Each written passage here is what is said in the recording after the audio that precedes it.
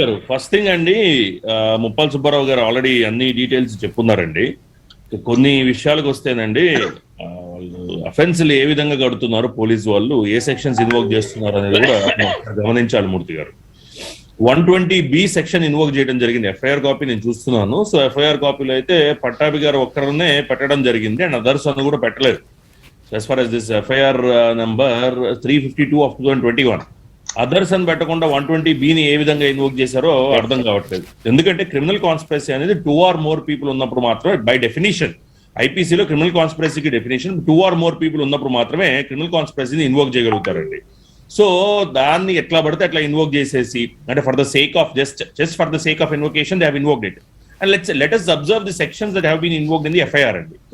153A అంటే ఇద్దరు religions, ఒక 2 రిలీజియన్స్ మధ్య కానీ, లేదా విద్వేషాలు మతాల మధ్య కానీ, లేదా కులాల మధ్య కానీ విద్వేషాలు రెచ్చగొట్టడం కానీ, లేదా హార్మోనీని డిస్టర్బ్ చేయడం కానీ అనేది వాళ్ళు చెప్పిన వాళ్ళు దీనిలో పెట్టిన ఎలిగేషన్ పరంగా. అలాగే 505 clause 2 పెట్టడం జరిగింది, అలాగే 504 పెట్టడం జరిగింది.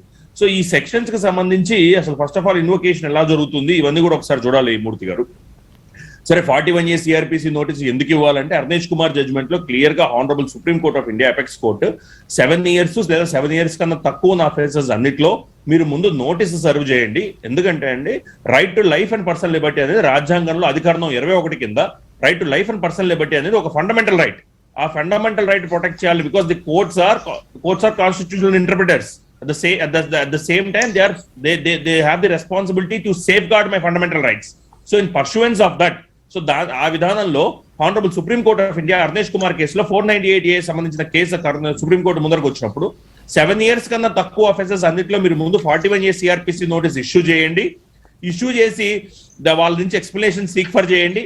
ఎక్స్ప్లెనేషన్ మీరు అడిగిన తర్వాత వాళ్ళు ఇచ్చిన ఎక్స్ప్లెనేషన్ మీకు సాటిస్ఫాక్టరీగా లేకపోయినా, లేదు వాళ్ళ యొక్క లీగల్ లైబిలిటీని వాళ్ళు అవాయిడ్ చేస్తున్నారని మీరు భావించినా, అటు సమయాల్లో మాత్రమే మ్యాజిస్ట్రేట్ గారు ముందు ప్రవేశపెట్టి మ్యాజిస్ట్రేట్ గారు కూడా 41A CRPC notice in the right terms or in the right spirit of law దాన్ని కంప్లై చేశారా చేయలేదా చూసిన తర్వాత అరెస్ట్ చేయాలి. కానీ ఎట్లా పడితే ఎట్లాగా, ఎలా పడితే అలాగా. ఇప్పుడు ఎఫ్ఐఆర్ లాడ్జ్ చేయటం ఏముందండి? Any Tom, Dick and Harry can walk into the police station, get FIR registered against you.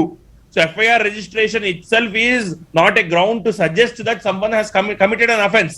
So prima facie evidence లేకుండా కూడా ఈ రోజుల్లో ఎఫ్ఐఆర్ లాడ్జ్లు అవుతున్నాయండి. ఆ విషయం అందరికీ తెలుసు న్యాయవాదులకి.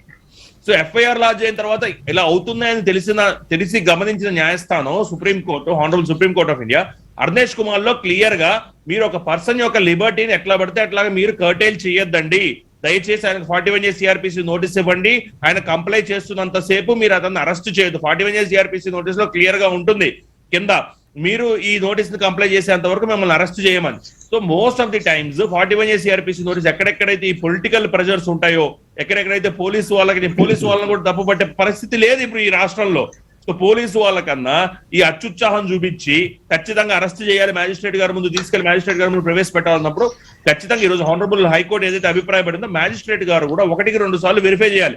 41A CRPC నోటీసు ప్రాపర్ గా ఇచ్చారా, గైడ్ లైన్స్ ఫాలో అయ్యారా, వాళ్ళు enough time has been given to the alleged accused or not, ఇవన్నీ చూడకుండా 41A రిమాండ్ చేయడం అనేది కూడా అది సబబు కాదనేది నా అభిప్రాయం మూర్తి గారు. అలాగే హైకోర్టు కూడా అదే అభిప్రాయాన్ని వ్యక్తం చేసింది.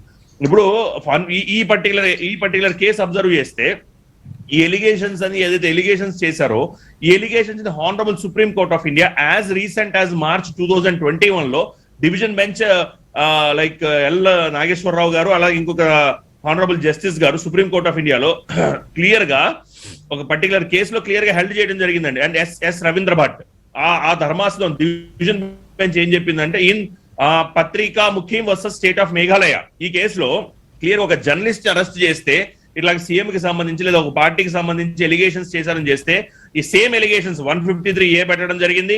అలానే ఇక వేరే ఏదైతే ఉన్నాయో 505 పెట్టడం, 504 పెట్టడం చేస్తే దీన్ని క్వాష్ చేసింది honourable supreme court of India as recent as March 25, 2021 section 153A and section 505 clause 1 clause C of IPC. So దీనిలో క్లియర్ గా ఒక పాయింట్ చెప్పడం జరిగింది మూర్తి గారు. ఇంగ్లీష్ లో చదివి వినిపిస్తాను, దాని తర్వాత తెలుగులోకి ట్రాన్స్లేట్ చేస్తాను for the benefit of audience.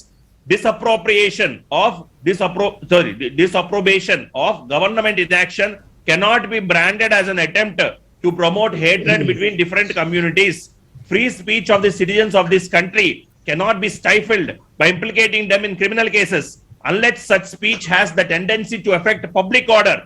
So clear గా గవర్నమెంట్ యొక్క చర్యల్ని తప్పుపట్టినా లేదా గవర్నమెంట్ ని తప్పుపట్టినా లేదా గవర్నమెంట్ లో ఉన్న పెద్దల్ని తప్పుపట్టినా డిస్అప్రొబేషన్ అంటుంది మనం. డిస్అప్రొబేషన్ అంటే డిసప్రూవల్ అని. So disapproval of government inaction cannot be branded as an attempt to promote hatred between different communities.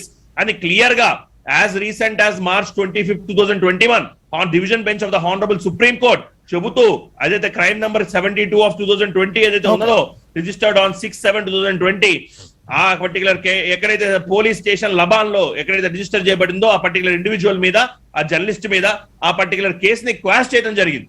అదే విధంగా రాజద్రోహం కేసులు ఎన్నో పెట్టారు, ఆ కేసులను కూడా క్వాష్ చేయడం జరిగింది. హానరబుల్ సుప్రీం కోర్ట్ వినోద్ దువా గారి case recent as this year last couple of months back. So ఇక్కడ ఏంటంటే ప్రభుత్వాలు వాళ్ళకి సిఆర్పిసి ఇచ్చిన ఒక అధికారం, పోలీసు వాళ్ళకి సిఆర్పిసి ఇచ్చిన ఒక అధికారం ఏంటంటే ఒక కాగ్నిజబుల్ అఫెన్స్ రిపోర్ట్ అయితే లలిత కుమారి వర్సెస్ స్టేట్ ఆఫ్ యూపీ అయినా కానివ్వండి, ఒక కాగ్నిజబుల్ అఫెన్స్ రిపోర్ట్ అయితే ఇమీడియట్ గా ఎఫ్ఐఆర్ కట్టేసి ఇమీడియట్ గా అతను తీసుకెళ్లి మ్యాజిస్ట్రేట్ ముందు ప్రవేశపెట్టడం, 7 years కన్నా తక్కువ అఫెన్స్ లో కూడా తీసుకెళ్లి జైల్లో పెట్టడం. ఇది it will certainly have a different effect అని వాళ్ళు అనుకోని, ఎందుకంటే ఎవరైతే మాట్లాడుతున్నారో ఇప్పుడు పట్టాభి గారు అరెస్ట్ అనేది మనం శైలిలో చూడటానికి లేదండి. పట్టాభి గారు అరెస్ట్ చేయబడిన విధానం గానీ, పట్టాభి గారిని అరెస్ట్ చేసిన విధానం గానీ, ఆయన ఇంటి లోపలికి వెళ్లి పోలీసు వాళ్ళు ఏ విధంగా అరెస్ట్ చేశారో ఇవన్నీ చూస్తే అవుతుందంటే ఒక భయాందోళన రాష్ట్రంలో క్రియేట్ చేస్తున్నారు. అంటే మనం దీన్ని చిల్లింగ్ ఎఫెక్ట్ అంటాం ఇంగ్లీష్ లో. ఆ చిల్లింగ్ ఎఫెక్ట్ ని క్రియేట్ చేస్తున్నారు. ఎవరన్నా మాట్లాడితే మాకు అగేన్స్ట్ గా, ఇప్పుడు ఆయన మాట్లాడిన భాషను కానీ లేదా పర్టికులర్ పదాన్ని కానీ నేను సపోర్ట్ చేయను. I'm not in support of it. But rule of law ఉందా? మీరు తీసుకున్న చర్యల పరంగా ఖచ్చితంగా మీరు ఎఫ్ఐఆర్ చేయొచ్చు, ఖచ్చితంగా ఆయన ఛాలెంజ్ చేసుకునే అధికారం కూడా ఉంటుంది. అట్ ద సేమ్ టైం మీరు తీసుకున్న చర్యలు రూల్ ఆఫ్ లాకి ఇన్ కంప్లైన్స్ విత్ లా ఉందా లేదా అగేన్స్ట్ టు లా ఉందా అనేది కనుక గమనిస్తే హైకోర్టు ఏదైతే అభిప్రాయం వ్యక్తం చేస్తుందో మూర్తి గారు, detailed order ought to be in public domain, ఒక క్రిప్టిక్ ఆర్డర్ ఇవ్వడం జరిగింది హానరబుల్ హైకోర్టు. డీటెయిల్డ్ ఆర్డర్ కూడా వస్తుంది. వచ్చిన తర్వాత ఇంకా మనం I will be in better position to comment on it. But as things stand today ఖచ్చితంగా లా పరంగా ఏవైతే ఫాలో అవ్వాలో అవే ఫాలో కాలేదని చెప్పి క్లియర్ గా ఇండికేషన్ అయితే